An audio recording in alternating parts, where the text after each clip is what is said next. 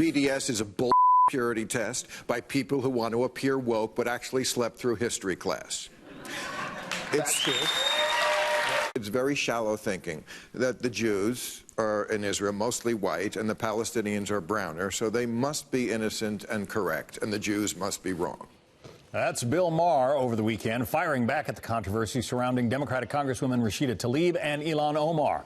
Since then, Tlaib has called for a boycott of his show, and now he's responding yet again. That brings us to our A-team this morning. Jessica Tarlov is a Fox News contributor. David Asman is the anchor for Bulls and Bears on the Fox Business Network. Guy Benson is a political editor for townhall.com, host of the Guy Benson Show on Fox News Radio.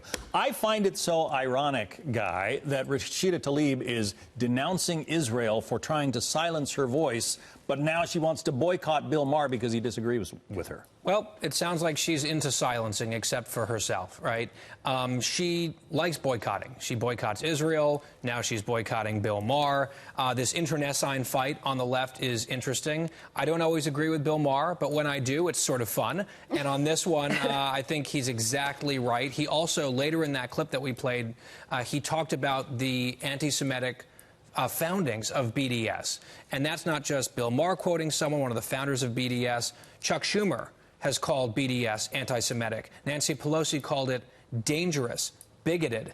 And yet you have these two members of Congress. They are flag-waving supporters of BDS. It's an extraordinary thing to see, and I think Israel is definitely having the stronger side of this debate. David? What's really extraordinary to me is to see charges of anti-Semitism against a president whose daughter just became Jewish, was converted to Judaism, whose son-in-law is obviously Jewish, who is the best friend, according to many Israelis, that Israel has ever had. I just want to step back for a second, just look at the personal, where America is right now. I don't think America is where either Tlaib or Bill Maher, it is not as racial and as consumed by the questions of anti-Semitism as everybody else is. We have to talk about it because it's interesting.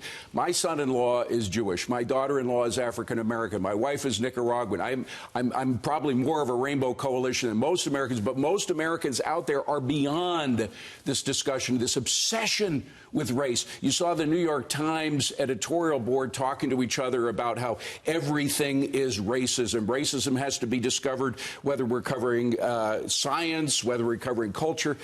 I think America is so far beyond this debate, and politicians just get wrapped up into it too much. Well, let me perhaps bring it back a little bit in this tweet from Bill Maher, Jessica. He tweets, "Some people have only one move: boycott, cancel, make go away. But here's the thing. The House voted 318 to 17 to condemn the BDS movement, including 93% of Democrats. Does Tlaib want to boycott 93% of her own party?"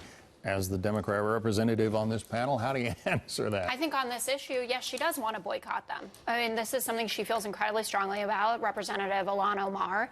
There have been inconsistencies in their public stance on BDS. When they were campaigning, they were less forthright about their views on this and then kind of turned around. But Bill Maher is absolutely correct, and I do agree with him more often than Guy does. But when it does, it is an exciting moment for me as well as a Democrat and as a Jewish American. He's absolutely correct about what BDS is and the danger that it poses. And I was happy that he highlighted how many Jews there are in the Democratic Party and their views on this. But to your point, David, about over-amplifying racial tensions in this country, the American people are not past it. And we have a president who plays in a very dirty racial paddling pool by telling women of color to go back from where they came from.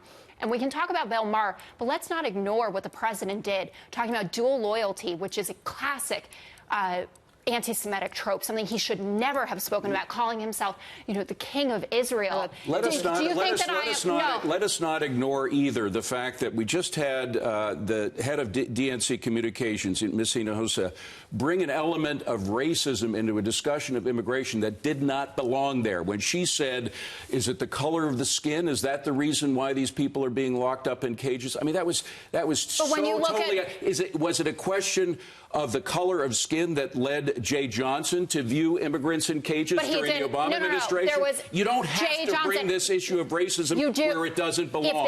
You don't. If there are policies that are specifically targeting people, certain groups, we don't have a policy. It's not targeting people of color. That's not the purpose of it. What color are the people in those cages? That's in crisis. Okay, but legal immigration, visa overstays are the problem, not the people crossing the southern border. No, it's not. Statistically, it is not. Guy, come back in here. Well, on what? I'll pick immigration for a second, because I thought the interview with the DNC spokeswoman was quite interesting on a number of levels. First of all, she sort of shook her finger at the Republicans on hypocrisy. They said, oh, you worry about the children on abortion, but not on this. Well, whatever you think of this border policy and detention, Republicans are not calling for the killing of children at the border, which is what the Democrats support in terms of abortion. Unfettered, taxpayer-funded abortion. That's absolutely untrue. I just want to... What is not untrue? That it's about the killing of children. We just saw Kevin McCarthy promoting that lie that we're for abortion after a child has been born. I said abortion through all 9 months of pregnancy, which is what the Democratic Party supports, paid for by taxpayers. It's radical. It's extreme. Those are people being killed. And then those are people being killed? That you think a doctor would go in, a licensed medical professional, and say... It is the ending of a human life, and that is not what's happening at the border at the hands of the government. I just think it's... Well, there are a lot of kids, actually, that are dying in border facilities. Can they get their flu shots? Not because we are killing them actively in our government. I just think it's to call Republicans hypocrites for not caring about children in this context, and then bringing abortion into it, I think, is like a really bad argument for the Democrats to be making. I thought Xochitl Hinojosa made a point that she probably didn't intend to make. She's saying we should be vaccinating these children for the flu. Well, isn't that one of the issues with unfettered immigration across the border? You have children and adults coming into this country. We have no record of their immunizations. We have no idea what's going to happen when they get out into, the broader pool of the public. They have not been vaccinated by and large in those countries, and we don't know that.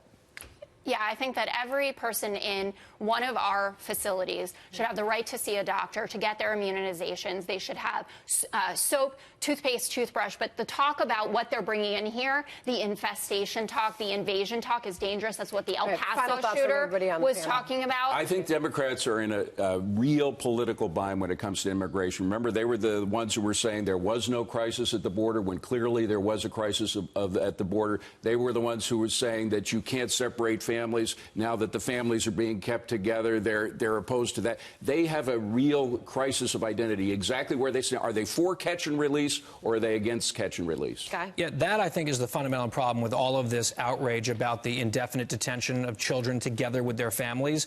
If the existing law were to stay in place, and I'm not sure the president has the power to do what he's trying to do, but if the existing status quo continued and you have kids then leaving after 20 days, they scream about family separations. That's the cruelest thing you can imagine. Now, this is the cruelest thing, keeping them together indefinitely, talking about like it's Guantanamo Bay. These families can also leave. They can go back home if they want to. They're not being imprisoned there forever against their will. I just think there's a lot of the situation is broken and complicated. There's a lot of reckless rhetoric coming, I think, from both sides. It's a huge issue and one that's not going to be solved easily. Big A team this morning. We appreciate you. We didn't talk about Dancing with the Stars. We'll talk about Sean Spicer on Dancing with the Stars another time. Another time. I'm sure it'll be a story still next week when we all reconvene. Guy Benson, David Asman, Jessica Tarlov. Thank you. Thank you.